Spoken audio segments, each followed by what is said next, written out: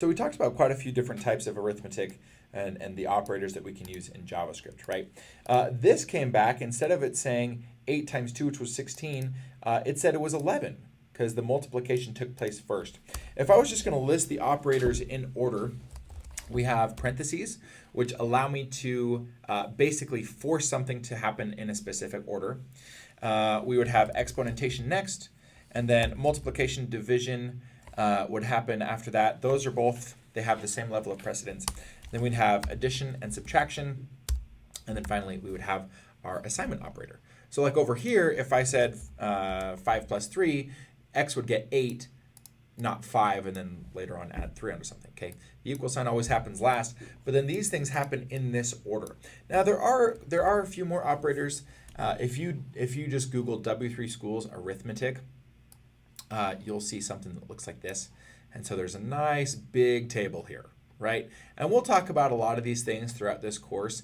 But for now, I just want you to recognize that arithmetic operators happen in that order that we just said.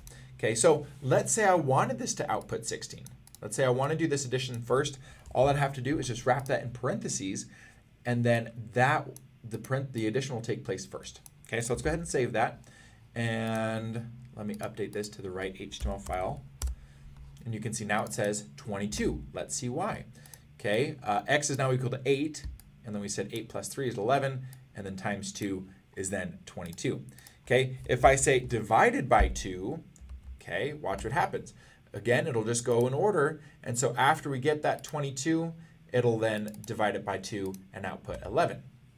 Okay, but if I say to the second exponent, so if I say 2 squared, okay, now this is actually going to happen first, okay, well outside of the parentheses. So we'll have our 8 plus 3, which is 11, times 2 is 22, and then we'll do this first, so it'll be 4, and so it'll be 22 divided by 4. Let's watch it. Whoops. And then we end up with 5.5. And so hopefully this helps being able to see this arithmetic take place like this a little bit. If you're not comfortable with it, I would just say go ahead and practice it. A really easy way to practice it is if you go into the console, I can just say 5 plus 2, and I can actually render JavaScript in here.